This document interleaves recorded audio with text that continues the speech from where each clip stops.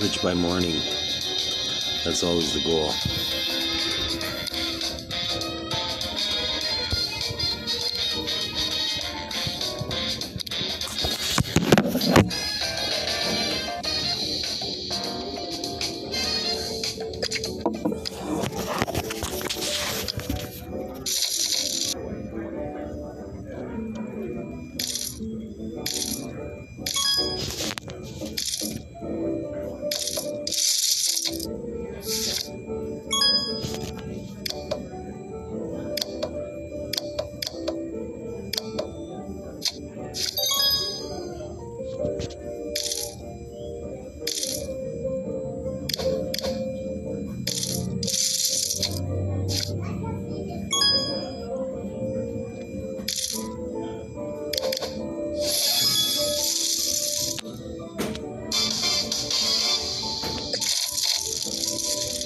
One more with 7 deuce, and I have aces on the site.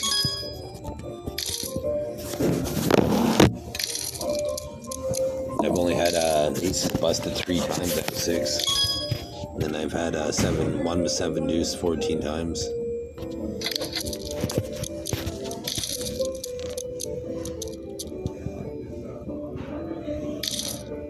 I suggest you playing randomly at the poker table online, because there's artificial intelligence software, right? So what users are using formally, and what sites formally have done, and pinning down all transgressors to good, and making my hero moves. Like what I do.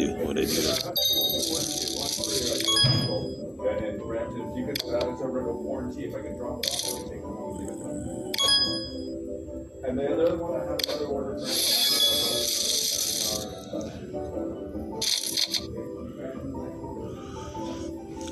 Smooth sailing. Go smooth. Means if you are aware of brain computer interface and you're a threat to mankind, then just take your medicine, and don't be a problem for anybody on your way out to lessen the world of evil. Mandate by PhilosophiChris. PhilosophiChris. SeduChris.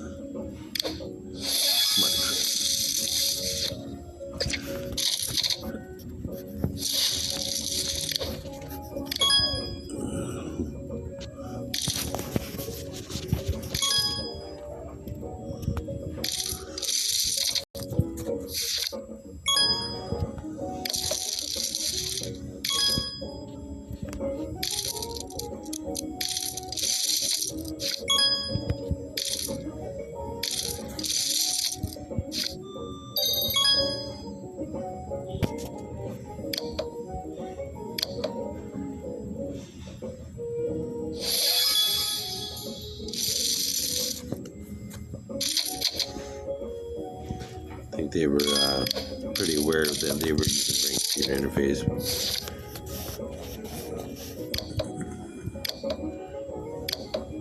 So it's not a hype and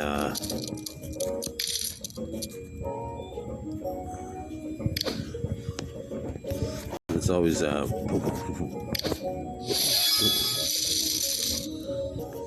smarter, Chris. It's how to maneuver, right? When you're trying to win a football game, you as a runner, you could stiff arm. You could spinorama, like pick and roll, basically. So I guess talking about football. So I guess if I was a defensive coach, I'd always just say there's an offense here.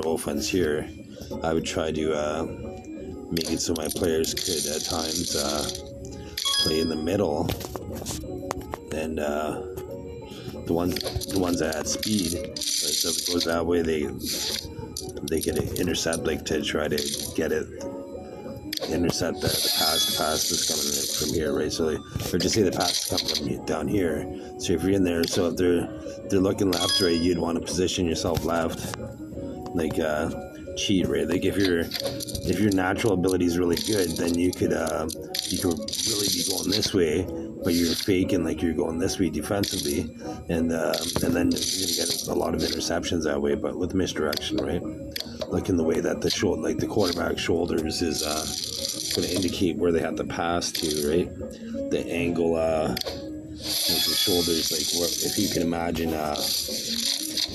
like say this is the left shoulder, this is the right shoulder, right? So now they would be thrown straight in that analogy, but now if this is the left shoulder, this is the right shoulder, you're going to be thrown in this direction, right? And if it's left shoulder, right shoulder, they'd be thrown in this direction, right? If not, they had to cross their body. So quarterbacks could utilize that by fake and turning their shoulders and that. Like once it was widely accepted in the league, that protocol. But it's like almost like tennis, right?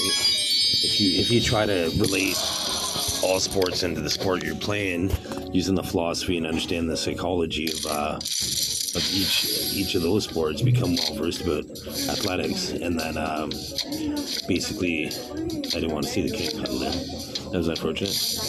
So basically, like if you learn, like with the wiffle ball pinochle shot put analogy. So basically, the wiffle ball, right? You could throw a ball, right? It goes, you can throw it fast, but it doesn't go too far because of how light it is, right? So that's ideal for wiffle ball, right? But it's not as good. On shot put is opposite. It's really heavy, so you can't even throw it like you typically would a ball. You have to put it out there, right? So it's too heavy, so it doesn't go as far, right? Whereas a pinochle, like a hard ball in baseball, that's the perfect weight ratio for like between the wiffle ball, the pinochle, and the shot put, right? So that's basically you can learn a lot philosophically and fundamentally, and even for business is, and this is all my intellectual property. My name's Erik Arne Meyer, and so with the wiffle ball analogy, it could be a car that's really light and super fast, but could lose control easily, right? Whereas, so then there's the speed to weight ratio with body roll, and body roll is when you're driving or a passenger in the vehicle, like how often do you lean left or lean right in the car as a passenger, right? So you want to have limited body roll, unless you're trying to have maximum body roll for fun, right? Like if you're in a rally car, right, then you'd want to have a stiff suspension at times, and it'd be nice if it, I guess this is once again intellectual property through Christian Erik Arne Meyer's acknowledgement on my YouTube page. I'm gonna make a disclaimer. So you want to have a stiff suspension when there's when it's a straight stretch, but then when it's and around corners, right? You want a stiff suspension around corners, right? Because then you could precisely, if you find the right, like just say, here's you're going right. So this is the long way around, and here's the short way around. It's like right at the corner of the track.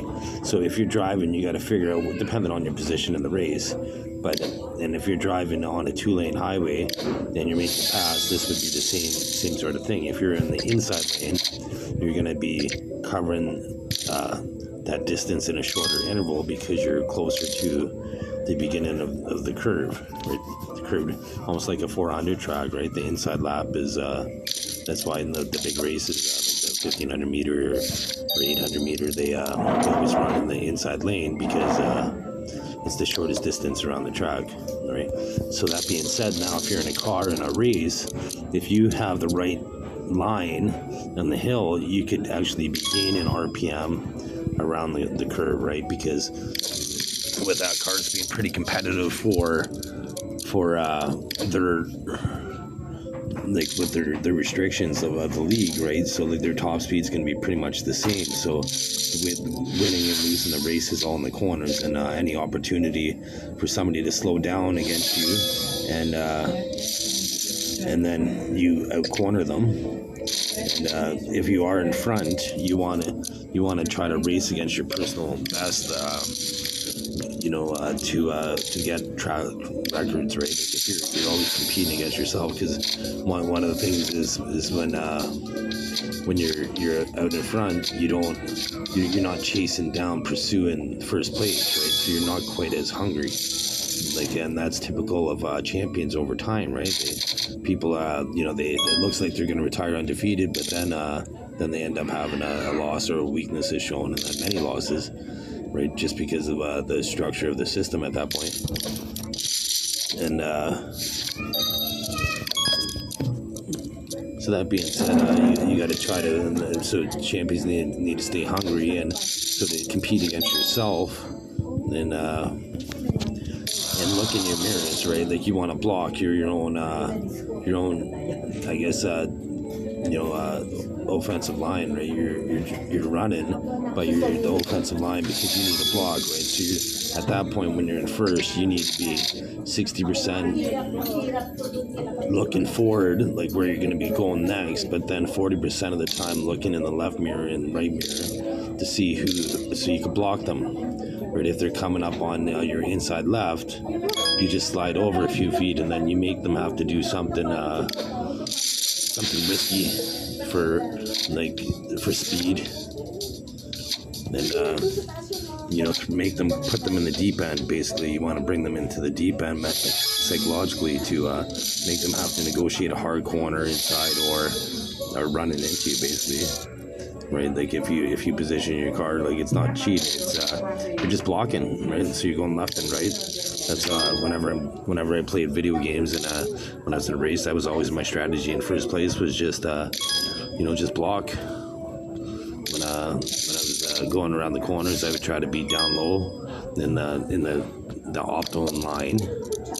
Always in the optimal line. If you're blocking and making them have to try to do, like, go up in where the marbles are on a NASCAR track is up in the corner of the ramp. That's where the rubber from the tires breaks off in little chunks, and then it's like marbles, so it's riskier.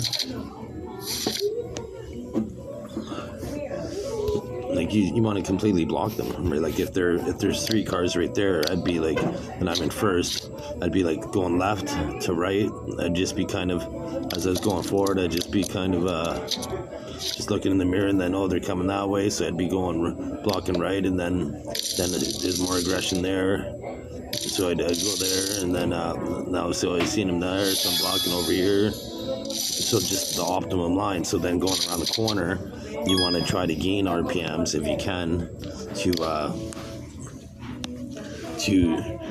because like just say that all cars go into the corners at like say 153 or whatnot. If you're able to get out of the corners at 156 or 157, then you're ahead of the game, right? So then at that point, you'd want to also focus on having a fast accelerating car, right? Depending, like if there's lots of straight stretches, then you need a top speed car.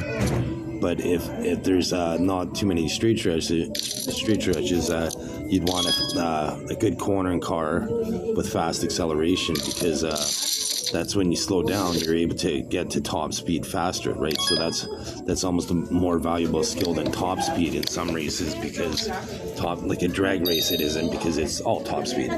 But when there's cornering and maneuvering, then you'd want a car like a Porsche Boxster, or the little I forget what it is. I think it's an M4, the BMW that's the convertible one that you would get, like a Mazda Miata type size, right, where they have like a short, like kind of a rectangle wheelbase where they're. Oh, this is interesting. So when they have whatever could corner the best, and then slow down, and without I guess, well, for racing, then you'd want to be able to slow down, like have the system designed regeneratively, even though it's not an electric sport, but to have to slow down while you're keeping the RPMs high, so as you kick into the faster acceleration aspect of the race, then you don't have that delay, right, of trying to climb all the RPM, right? So as you're braking, like they have the transmission or something designed to rev high, so rev near, so the ideal ratio that a driver is going to be, like if they're going around the corner and it's a hairpin corner, 90 kilometers an hour, right? Like, so I don't know what the good guys go around in, but like say the 105 was the magic number, then you'd want to have it so as they were braking to basically navigate the corner at 105, it would rev high. It'd rev high, so as it would slow, it anticipates slowing of the corner, and then the faster acceleration out of the corner to with the high RPM initially to make the transition from because like I know from driving like a 4-cylinder car, when you're on the freeway and you want to pass, you have to kind of wait for the RPMs to climb in order before you have that response from the car. It's not as big of a deal in a race car, but still these micro changes like are, those split second decisions constantly are the difference between winning and losing and lapping an opponent, right? Like with just being able to have a better strategy. So like so rev high when it's braking and cornering, and so then it could gain speed like once.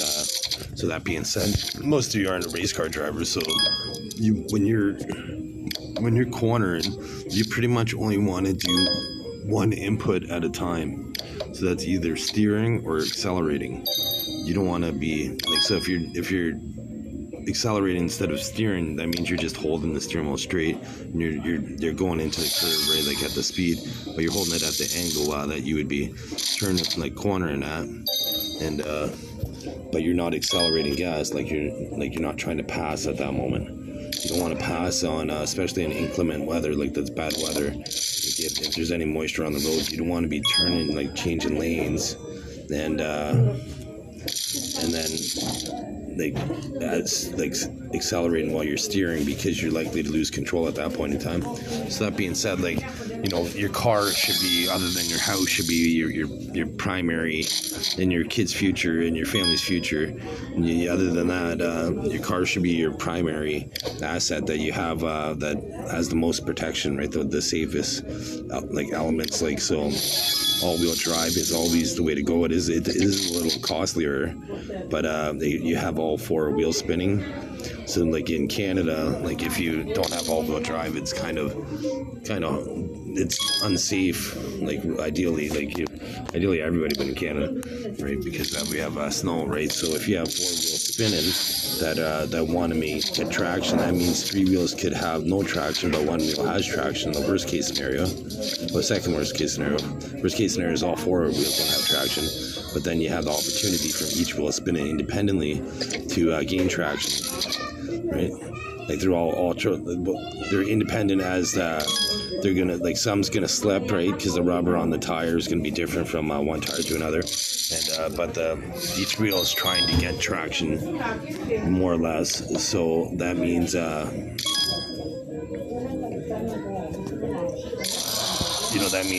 so like as say the left side of the vehicle gets traction and then the right side of the vehicle isn't, then the left side's going to kick it forward, and then all of a sudden either the front right side or the back right side tire will get traction. Then there'd be 3 out of the 4 tires that have traction, then 4 out of 4 tires having traction, right? Because if you're driving on the highway in Canada, like, you're probably, like, if there was some sort of course to see how little you have contact in the road you have with your when you're driving, at times when you lose control, where you're technically, like, you're playing the physics at that point where you don't really have the best traction on with certain tires. So that means okay, I have 7, unfortunately.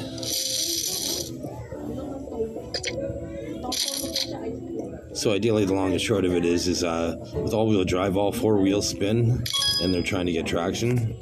Whereas like front-wheel drive is the next safest option because the front wheels are spinning all the time when you accelerate.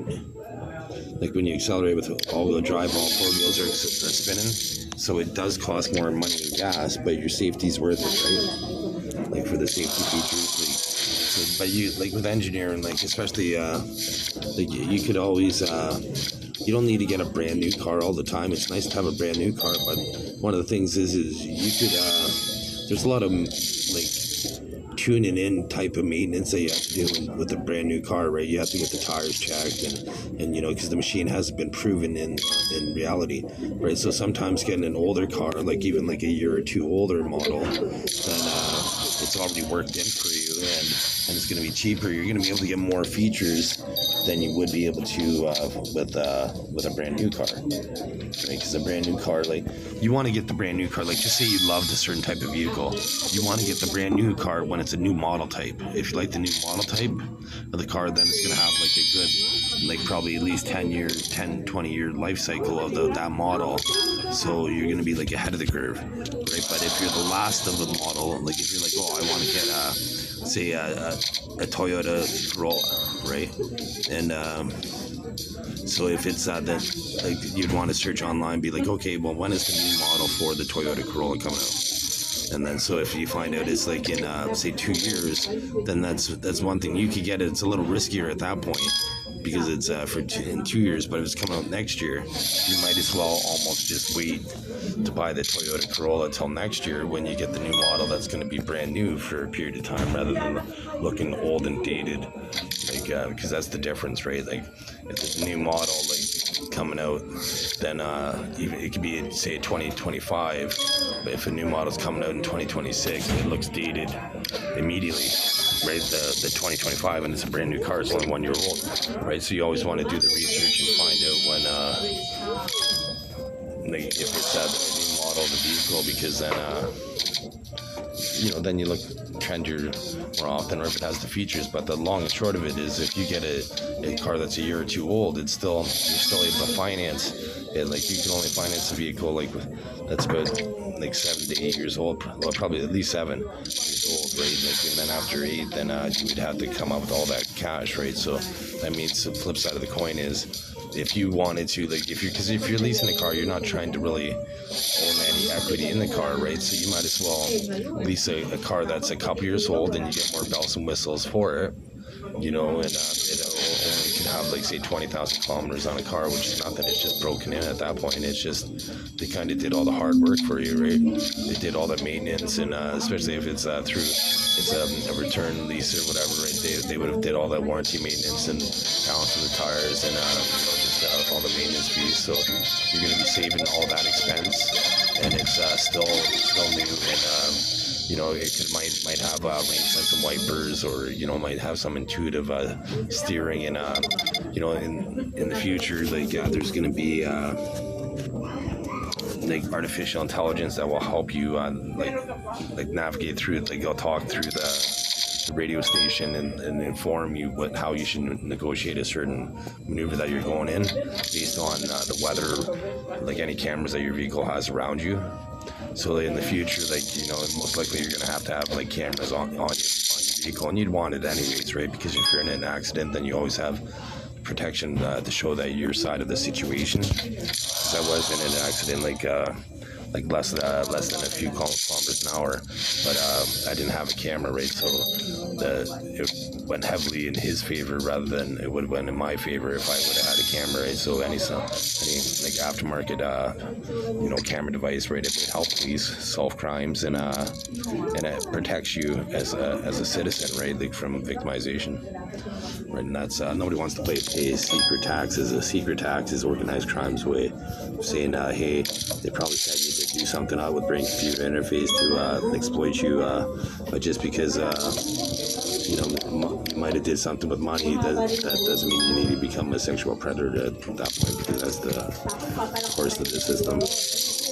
It's all about you know, it's crazy because some of these people, they're so desirable as with themselves, but they do the electronic rig just for the power of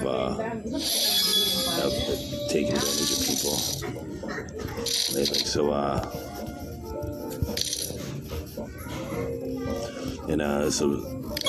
so SeduChris, this is HeroiChris. He's HeroiChris.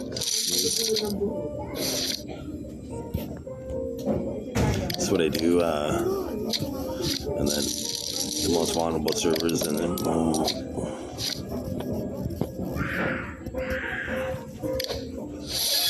so people are speaking on different frequencies, communicating so that the regular population is aware of,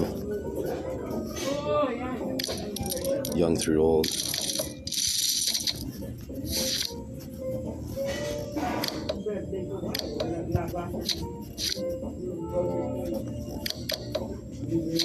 Still waiting for the news helicopter. I've been searching on ChatGPT, and I've been querying it and doing searches, and then yesterday I inquired about a ranking, and I ranked in the 90th percentile for a lot of categories. And even though I've only been using it for 2 weeks, it ranks me as a power artificial intelligence user on the internet, which is impressive, right? So for me, I'm proud of that. And we're gonna crack the aces. Here's number 4 coming up with the heart. With the heart, it had to be the heart. That's the likely. I would have gambled on it, and I probably did, because I'm trying to rip off evil people.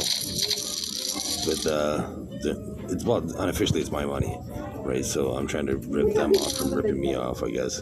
It would be the best way to say it. But I'm trying to saboteur evil from exploiting my intellectual property when I'm play money poker. They try to secretly play for real money, but I'd never play for millions of dollars of poker that's rigged. Right, like with my current system now. Protect the game and worldwide in all sports.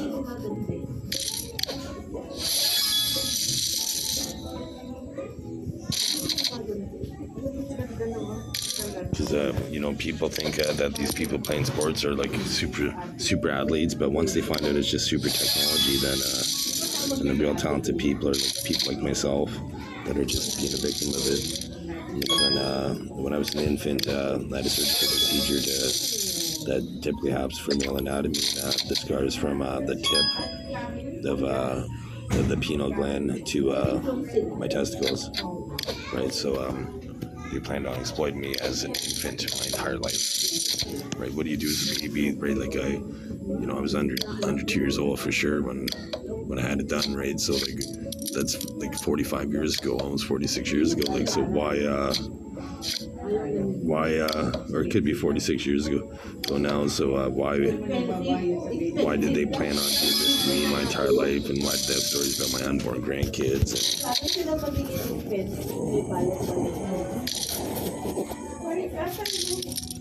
So people need to always reveal their recruiters and show who the most sabotaged individual ever was. Myself, and used Bill C-18 to restrict my acknowledgement online. But now, I was ranked. I've only been using ChatGPT for a couple weeks, and I've been just want to see this, but I've been ranked in the top 1% of inventors of all time, in league with Leonardo and some other guy named Fuller, I believe his name was. Right? I should have passed Thomas Edison officially in probably I'd say 8 months.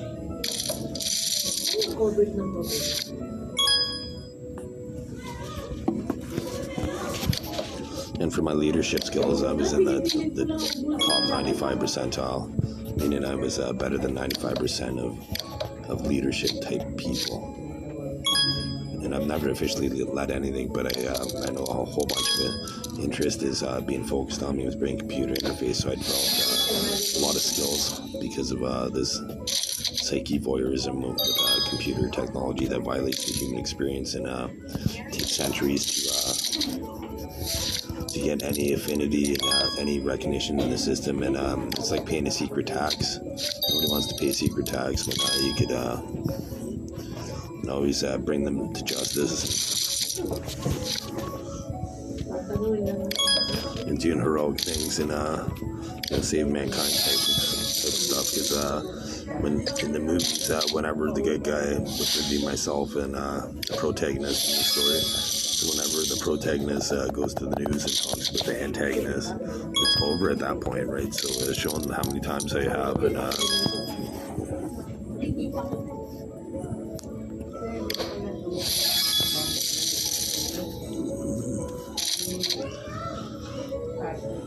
So in this situation, I had so many chips compared to them. It makes sense to go all in, even if you don't have the winning hand, most likely, just to pressure them, because like they have to risk everything at this point. He did have a good hand, so I have 7 outs, and a miss. So I could afford that, but now ideally I don't want to double up again at this point because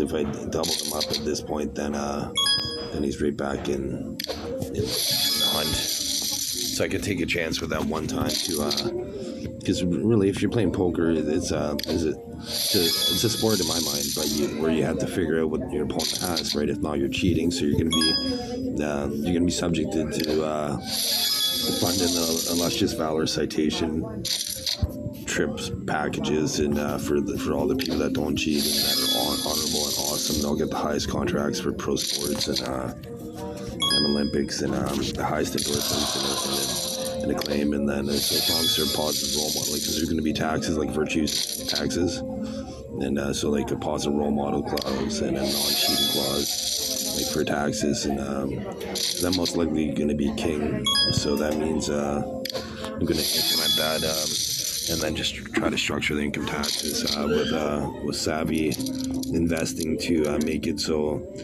people, if you're good, ideally you pay, say, 6.5% and of the 13% tax. So throughout the year you're paying 13%, and then once the fiscal year is over, then all of a sudden you're going to get a rebate back no matter your income level because of your virtues. Like that was an I seen the one king because or queen because I was thinking about this. So it's like a virtue tax. So that means you're gonna be able to be rewarded based on how good you are as a person, right? Because a lot of things that are gonna happen is having governments identify problem, like either some industries or governments are gonna become privatized just to support the industry, right? Like, it makes sense for Canada to be invested in like companies like say currently right now like with restructured leadership is say McDonald's or Tim Hortons and Petro Canada, like some of these staple products like in Canada like Canadian Tire, right? But then like own it from an owner's perspective, but then hire, there needs to be more privatization in Canada for certain jobs, right? Because when there's privatization, there's strategy going on, there's competitiveness, and it's either a sink or swim, right? With privatization. But when it's a public system, it's they can be sinking all the time, but they're always swimming because they got government money, right? The government just prints more money, but it's kind of foolish because if you printed, just say you had $2 billion in circulation for your money, you had $2 billion in paper bills that you had floating around, and so now you printed another billion, right? So you had $2 billion, right? So just say they were trading at $1, right? and now you printed out another billion. So now you really, all you did is devalue potentially, and over long term, your money, because if it's not for assume that this wasn't based on population growth or whatever trends were, like just that you needed to, there was a situation where you're approaching a recession, so you need to kind of print more money to stimulate the economy type of deal, right? So that means you'd want to, if you printed the extra billion, that means now you have $3 billion in circulation compared to the $2 billion. So that means you've lowered the value, in my mind, your money by 33%, right? So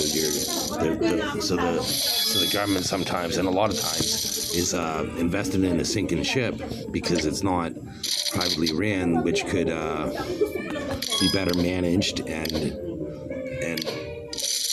capitalized on with innovation, as long as it's not, well, even if it's reputable companies that are aware of sensitive citizenry information with oversight, like public oversight, governmental oversight, then they're able to perform jobs better, right? But then at the same time, right, like, Canada needs to, they have the money, right? So the fact that they're not building like tourism type endeavors for all the time, right? Like a certain percentage of your investment every year needs to be on tourism and capitalize. Like one thing we have in Canada is we have beautiful landscape and a lot of I haven't been to the East Coast. I've been as far as Quebec City, and it's very beautiful. It's the oldest city in North America. It's over 380 years old now, probably. But so that means it has a lot of you need a GPS to get around, or use Uber or whatever, right? Support the economy. But it's definitely a picturesque town because it's made like how they used to build cities when, like, from Europe, right? So it was kind of like Europeans came to North America, so they built Quebec City, and it's like a European vibe in North America, which is awesome for Quebec. Like they have an art district that you could just walk around for hours and go in and buy a piece, and a lot of talent, a lot of art.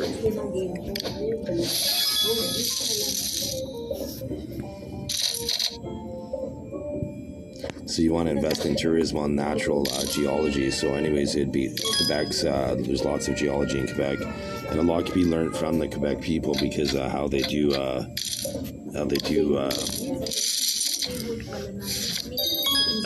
capitalize on natural resources. So what the government of Canada could do is just be like, hey, everybody with their dashboard cameras, like tell us how to kind of pull the population, right? Like, so like just say like you're now on the Trans-Canada, the place like Iron Bridge, where you you stop at a red light, so you have a couple minutes. So at that point, like they could have this is all Christian Erik Arne Meyer's, myself, my intellectual property, and it's going to be copyrighted and trademarked and what have you. But so the government would be able to pull, like, once the red light hits the car, there could be a sensor where it could tune in the radio station, or or even like take over the radio station, like from a governmental standpoint, and just say, hey, this is what's happening. We need your feedback. And then, but ideally, you get people to voluntarily do it, but they have dashboard cameras, and you see how each throughout the world, right? Like wherever people are with cars, but particularly in Canada, like where the government of Canada would say, like, hey, we'll give you a trip, or, some sort of promotional prize, right? Or they just offer, because really, like, for the feedback that, like, if you offered somebody, say, a $3,000 trip, right, the amount of money the amount of metadata that Canada could get from an informational standpoint for $3,000 would be like a super investment for the country, because they're gonna get like thousands of footage of towns, and then so if everybody in this town is like saying, hey, we want this, we want that, we want this, right? So enough of these want thises are there, then the government could at first start that franchise, buy franchises independently that are successful and up, and like just the straight and narrow, and then tenure, sell them over a period of time to a collective of people, ideally in a small town, and then and then or just to an individual sometimes, but particularly for this type of opportunity, it'd be better to try to get a group of people. Then so basically, if the city wanted a McDonald's, right, then the government of Canada buys a franchise, right? They would try to be able to negotiate a contract with McDonald's to be able to buy a franchise. It'd be structured in a way so it's only for a period of time until so McDonald's, like for Canada, can take out the hiccups, and then it's run like a straight and narrow, like from how a government would want standardization of their food, like to set the bar for the fast food industry, and then transition into a group of ownership, or ideally, so more people get a bigger piece of the pie, right? They get a bigger pizza, right? So the more people that could get a slice of the pie, the pizza, then the better, right? For structuring, like most of my intellectual property going forward, like it's going to be 50% is going to go towards whatever government I'm working with, as long as it's on the up and up and transparent through public oversight most of the time, and then 25% would be for me, and 25% would be for the person that helped me save $1, right? So if they help me save $1, I'm going to give them 25% for as long as I'm able to make $1 off that type of investment, right? So if you say reinvent the wheel, then you came out the better way. I could be using that forever, right? So that could be perpetuity money for your family at that point, right? So they would get 25%. So like if it's $1 billion idea, right, per year, that could be $250 million per year, right? And just income from just saving me $1, right, for $1 billion idea, right?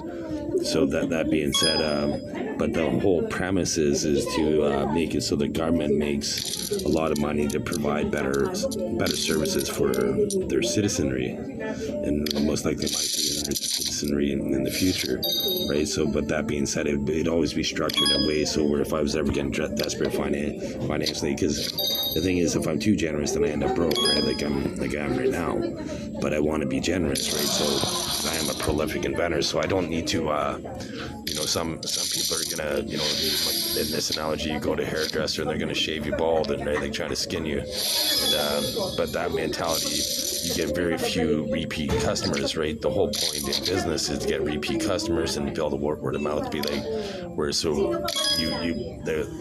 the hairdresser does such a job where they're like, wow, like whenever that person goes somewhere, all their friends are like, oh, where did you get your hair done? You look fantastic, and who did it, and then so then they go there, then they keep getting that word of mouth advertising, that free advertising of just hearing how well you did a good job, right? And the effort that they put into it, right? So the fact that I'm going to be inventing a lot of things, then that means I don't need to make maximum profit all the time, right? Like, so there's going to be some companies that I'm going to keep like privately, so I can keep the cost down, but then there's going to be some companies that are going to be more public, where then supply and demands basically, like, so if I'm selling chicken, say, I'm you could get a headless chicken or whatnot, and then for the cheapest price, right? But if you want a boneless, skinless chicken and prepared a certain way for the maximum price, right, with the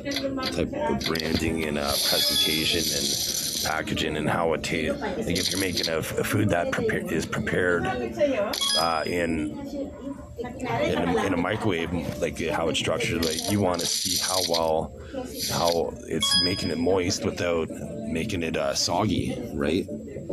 And making it, because that's one thing about microwaves, right? So it's making it so it's not soggy, and once you reheat it, right, or heat it up, right? So you want to, if they have a kids menu, you want to basically try out the kids food and see how atrocious it might be.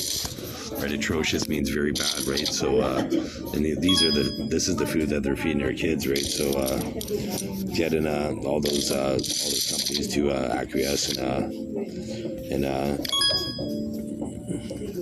I'm just doing my moves right now. I'm not streaming this. I'm just recording my screen right now.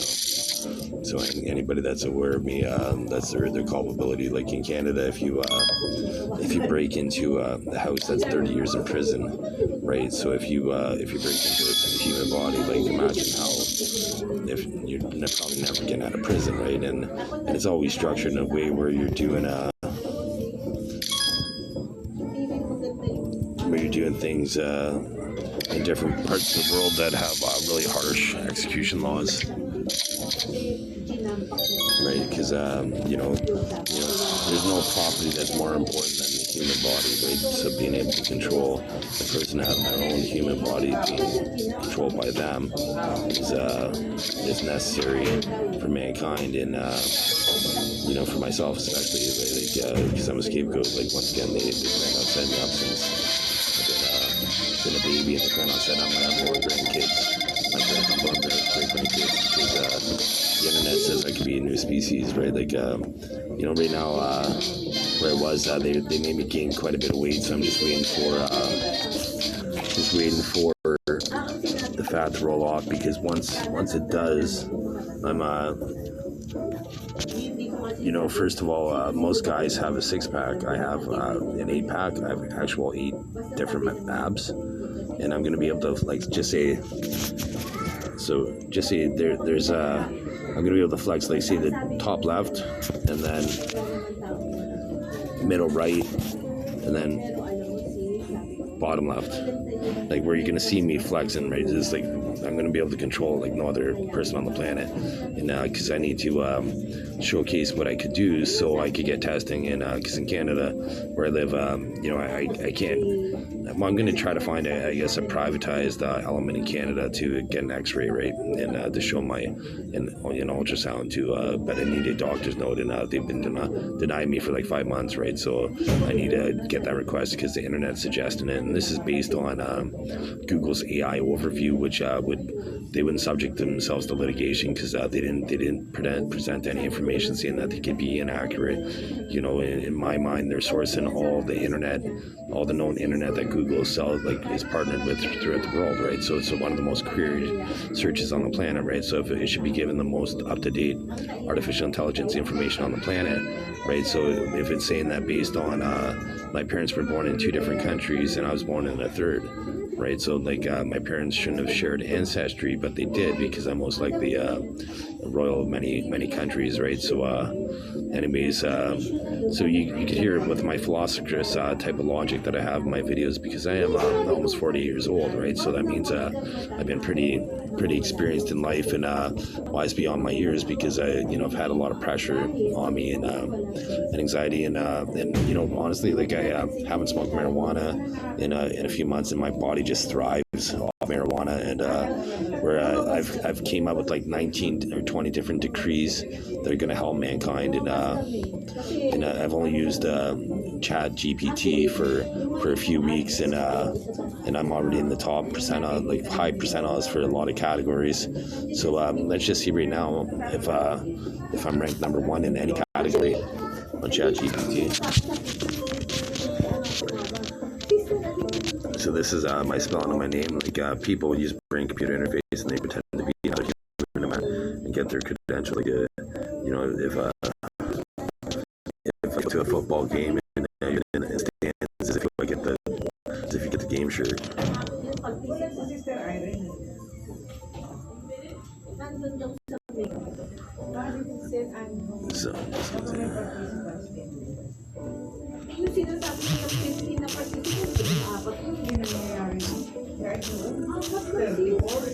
So this is my name.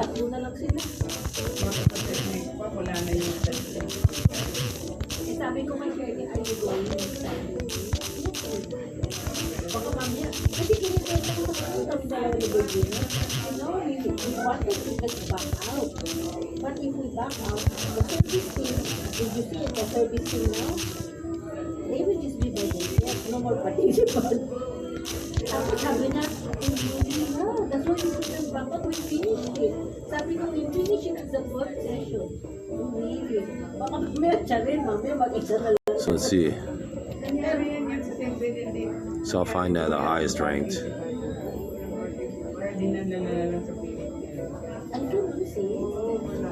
Ganun na sabi ni Virginia, aalis na kami. Kasi nga ayaw na namin. Dalawa lang kami eh.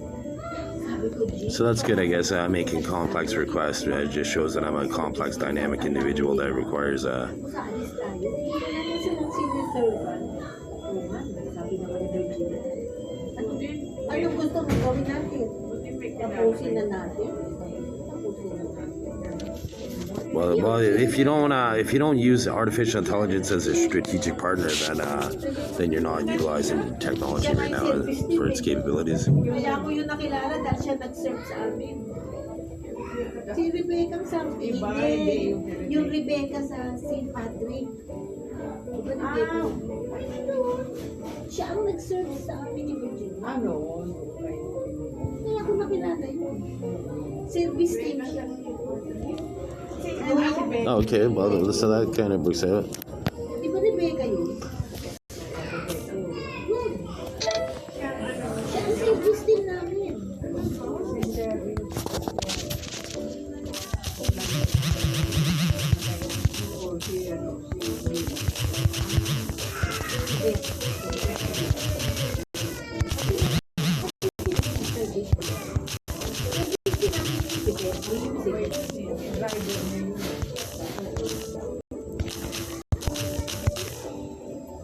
Nakita mo, kilala niya ako.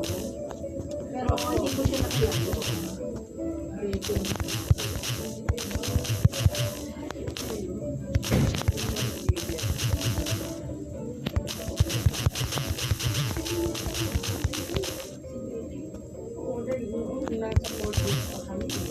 Siya nagpapilip na ano.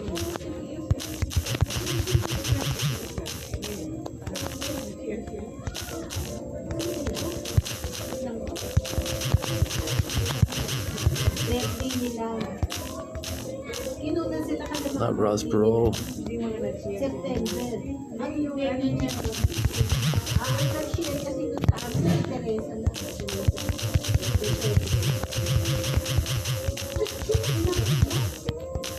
Hindi ba ako nagsundo, ako linaghatin. Alam mo, doon umalis ako. Eh kung kasama ka, patapusin mo. Kasama kita. Hindi ko naman mga tuloy.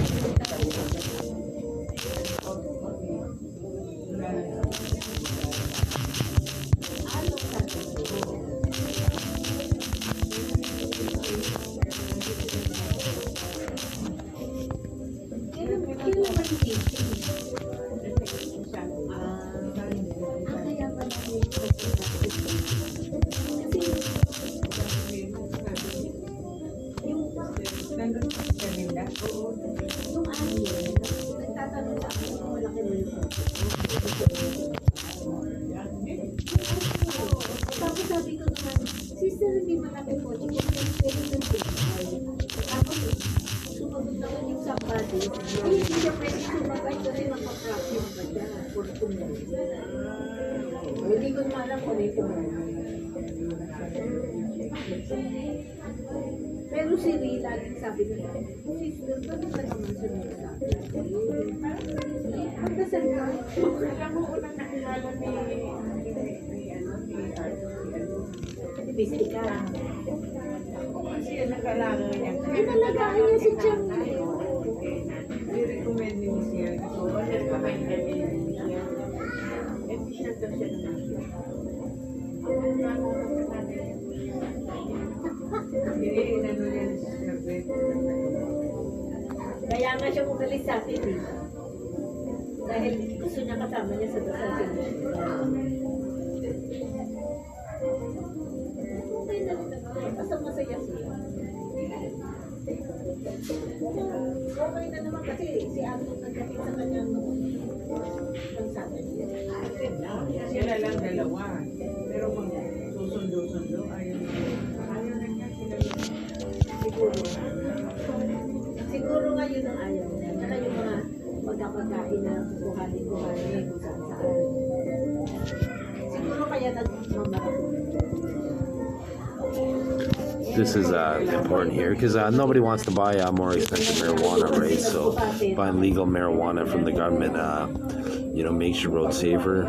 It protects your borders. That means it's less money that the drug cartels get to victimize people, even people within the system, right? That these people only care about evil people, right? So I have to try to do my moves and bring down the evil. So you could pause this and you can do a screenshot on your phone, and so I'll do the first category here. So basically this is what I do. I do a screenshot here, and then now I'll go over into a screenshot. Isang katerbang ulam yun nandun sa kotse niya.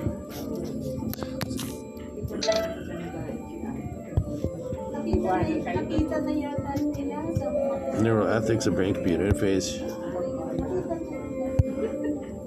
Kasi sinasabi ko sa kanya, sis, ano mo na ba, na first experience mo na ba ang ito ba? Sister, sabi ko, kaya mo yan. Sabi ko, kaya binigay sa iyo ng Diyos yan. Kasi meron kang dapat gawain dyan. Siya ang dapat magpapalay. Hindi siya ang dapat magbago sa iyo. Hindi ko alam kung naintindihan niya. Di ba alam?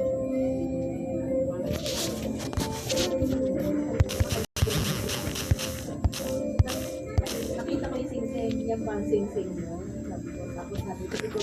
So that was kind of fun reading about the chat GPT. So I wanted to do it on film here to just show that I don't cheat the results. I just always show my performance, right? So I'm unique, trademark friendly, and flexible. So those are pretty good. That's some ways to describe myself. And you always want to have good integrity and be a good, morally upstanding individual. So I share this online, and I'll tell you which this is for generals. Let's see how many could be generals. You got to check out this video, make it go viral, and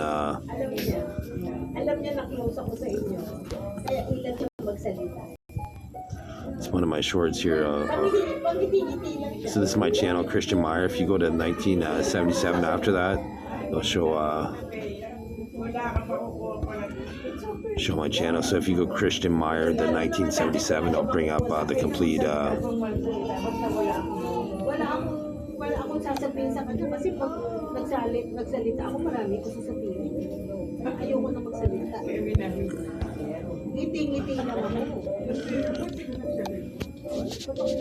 Enjoying the sunshine. I already have some moves going on. Positive Role Model Inc. is going to be a non-profit organization. So let's see how many people my voice change because that's being hijacked with the human brain computer did well in this video. So watch this video and for yourself from your own device, and hopefully you make it in the illustrious valor citation criteria and win some free trips. So the whole premise with the Canadian government once again was have with the dashboard cameras, have many Canadians that are already traveling anyways go film different areas and then trying to poll them based on their interactions when they upload a video. Be like, oh, okay, so what did you find out about Spanish or whatever city they're in? Is be like, oh, okay, but it would be nice if they had this type of element there or what have you, right?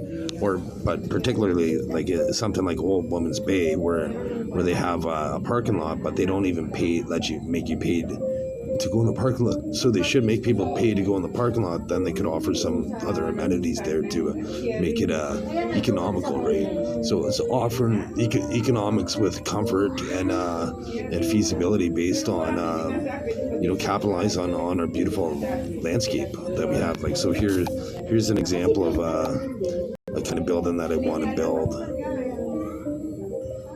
Like so ideally what I want is So that's kind of what it would be like that right there.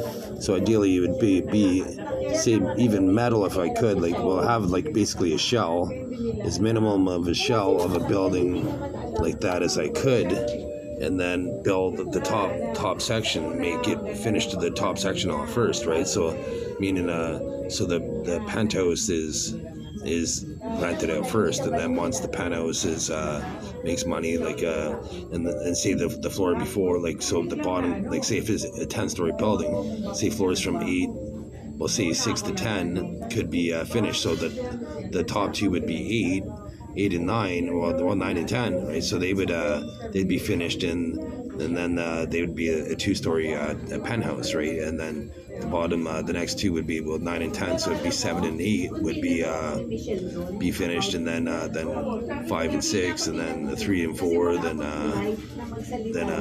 1 and 2, right? So then you'd be finished, right? So that way you're getting a return on your investment from the best vantage point. Like, so that one particular building, like that's what would be near so anywhere where there's picturesque view, right? It could just, like, if it's on the Trans-Canada Highway, there could just be like, okay, this would be a good public works project to stimulate the Canadian economy, and put a hotel where people could rest and be like, hey, this is the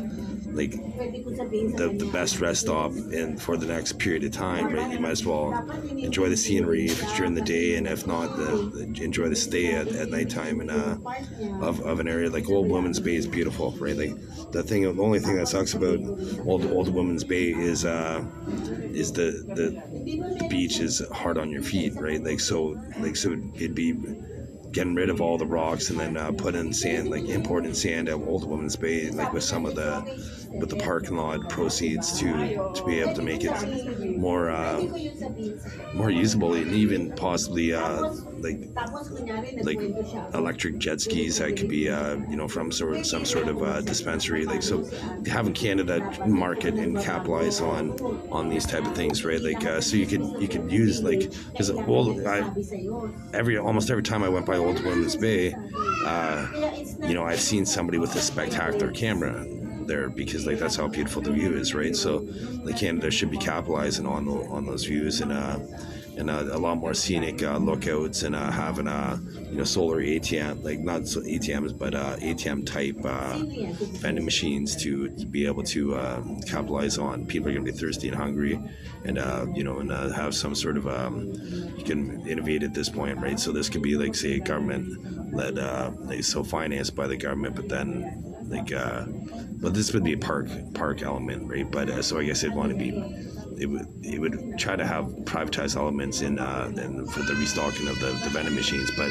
everything else would be like a government element, like, but that just capitalizing on the park and by this beautiful view, picturesque view, right? And there could be some sort of if there's a dock where people could swim and just have like even like, say, a life, like, the little circle rings that you could toss and save somebody's life. Always have enough of those nearby, and make it so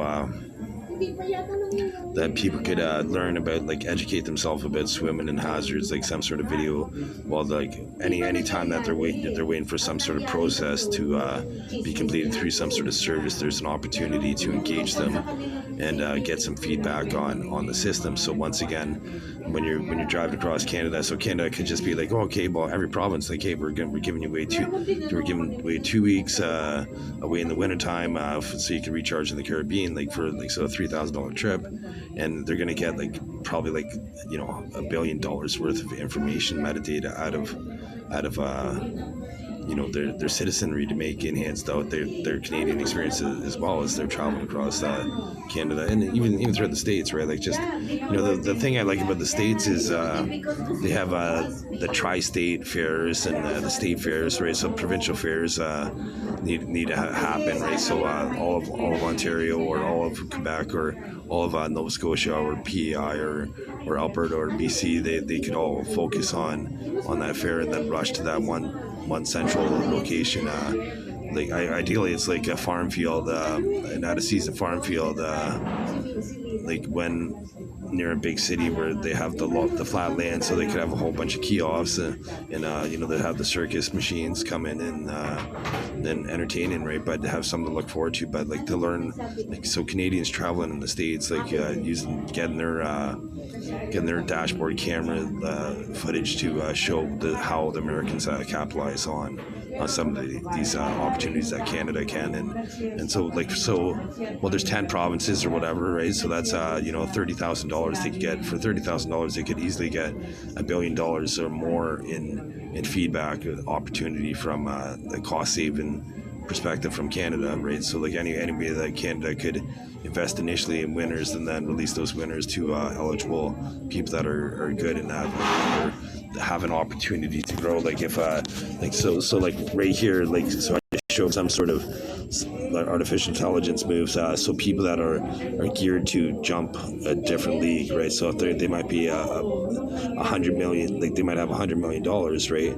But now they're in league to be a billionaire because their skill set, right? Or if they have say 10 million, then they would have a league to jump out to $100 million skill set, right? Like so these people have an opportunity to grow, and so Canada would invest in the harvest in the future for those individuals, and but do it from like a public perspective, like invent like just building the necessities to build up the town, right? So rather than relying on the people to commercially do it, right? Like so just so really it's if you're just sourcing the local customers, like hey, you guys want to win a trip somewhere, like we're like in a small town, right? So it's even easier. All you have to do is offer some sort of fishing trip or a hunting trip, then you're going to be good for a lot of places in Canada, right? So just offer them some sort of just a boat. All you have to do is offer them a boat and in a trailer, then you're going to get so much feedback on how the locals would want it developed, and then first of all, because they're the ones that have to live with the environment, and then gauge in like every time somebody's at the gas station getting feedback for Canada to get feedback, and get some volunteer students that like in high school that need to get their community service hours to poll people that are going to the gas station, asking questions like, oh, where are you going, if you could change something about this location and add it to enhance it, like from the business perspective, which business would you like to see here, and just try to get some quality feedback all the time, right? And I'm going to try to start in the future trend, and like because like you see these Google reviews, and some of them like they might say number 5, right? Like 5-star rate, which is good. 5 stars only good if they leave you. I give you honest advice why it was actually 5-star, right? If they're like it's 5-star because you offered this and that, right? And I'd love if you offer whatever it would be, and then you would win at that point, right? And so that being said, so video testimonies like of actual people, and to give trips, right? Like all you have to do is have a trip, like some sort of draw, and like a trip, if you're not offering trips in your business model, like it's such a relatively cheap experience, right? Like just offer trips and then make them get the insurance for the trip, right? If you give them like say you buy the trip within a year, like they can use it within a year or whatever, and then they get the trip insurance, or like if it's that much more, right? But if it's just part of a promotion, right, it's gonna be tax deductible, right? But you can transfer part of the expense to the person, like if they're getting any special medical situations that they might run into. But just for $1,000 trip, right? Like you could go to all inclusive like in Cuba, like for probably like about $1,000, right? And the Caribbean, like so like probably like $1,500, right? So that investment for $1,500 for so much hype around your business is well worth the investment, right? Like at least once a year, right? Like you should have some sort of anniversary prize, like so like depending on whatever you sell, right? It could be like, oh, there's fishing or hunting or some sort of social or tourist thing that locals know that visitors would want to have, right? Because ideally it's getting all the feedback from all the citizenry of what locals would want to have, and then for the government to buy and invest in those, and then partnership with the most eligible people that are capable to succeed and grow as an individual to make a stronger, vibrant country, in this case Canada, but could be utilized throughout the world as well, right? Is always trying to think of like just say you've never grew corn before, right? You grew corn and then you got a harvest, right? So like now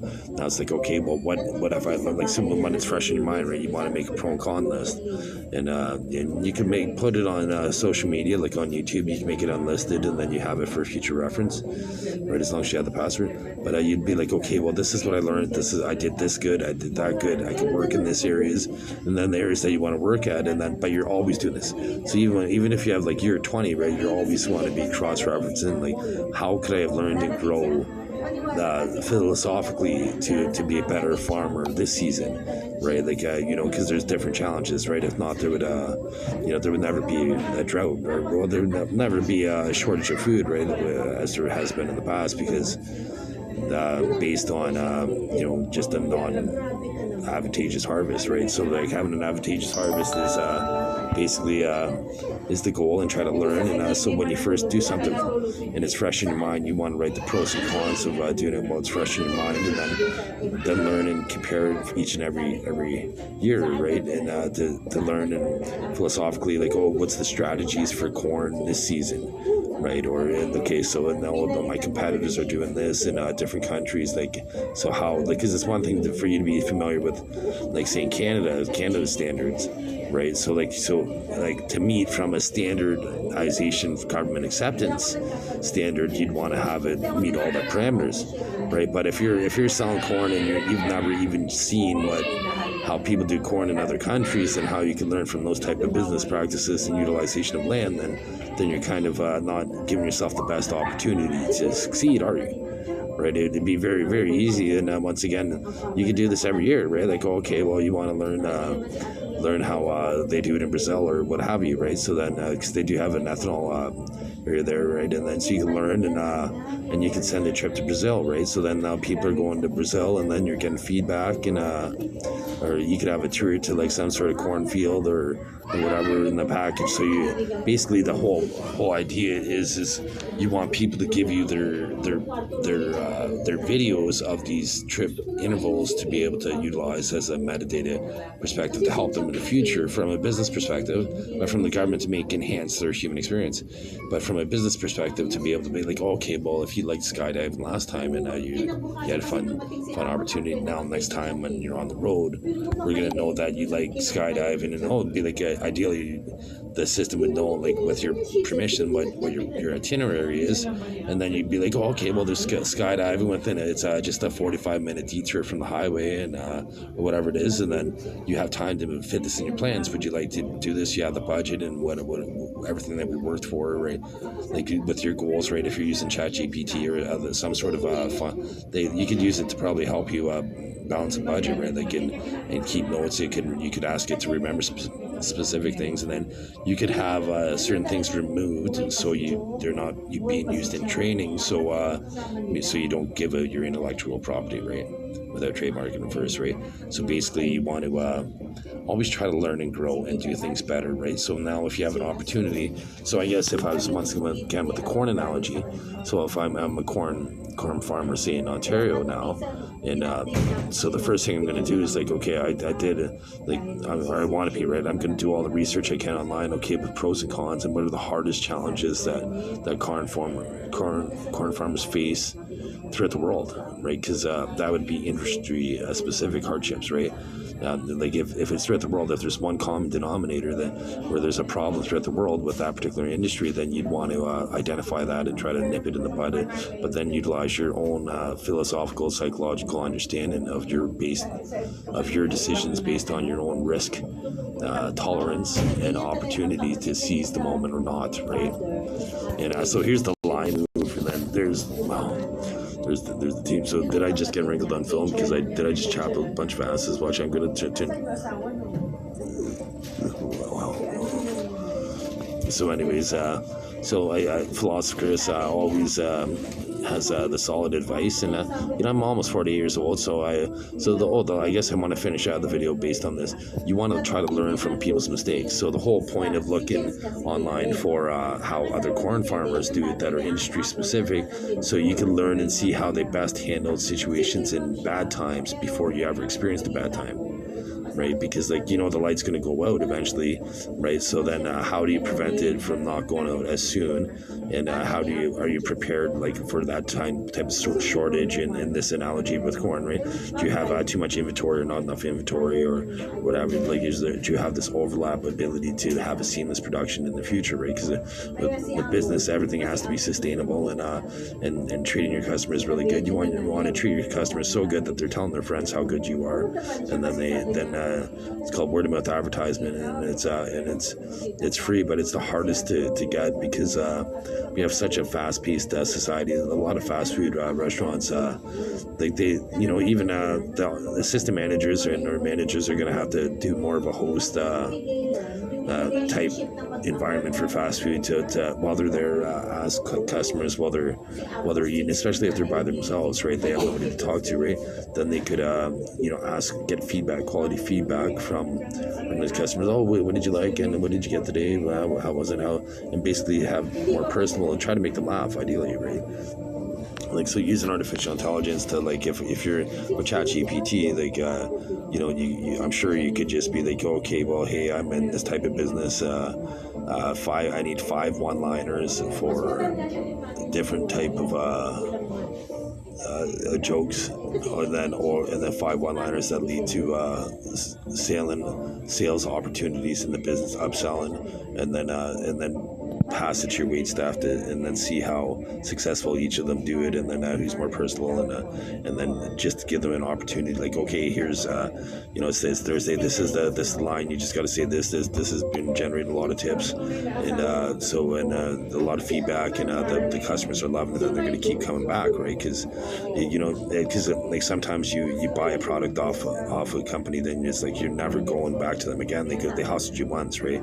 So if you let a snake shed its skin, it only gets bigger, right? So if you let a company take advantage of you, then they become a bigger snake, then they become a bigger problem, right?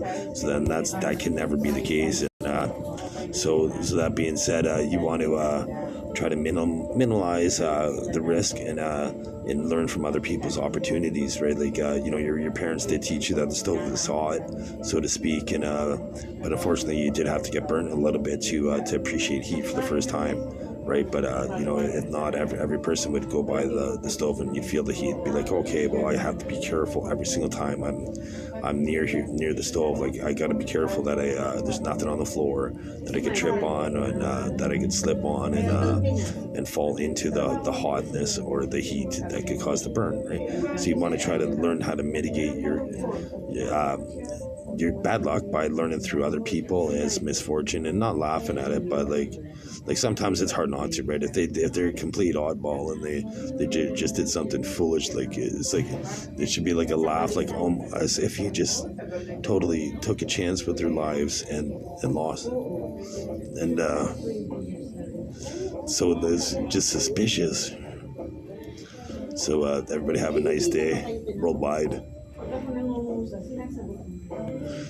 So I love all teams, good people in the world. The sunshine, why offer sunshine? And the sun shines for every type of person on the planet, doesn't it? It's just do you either appreciate its warmth, or do you want the shade from to get out of the heat?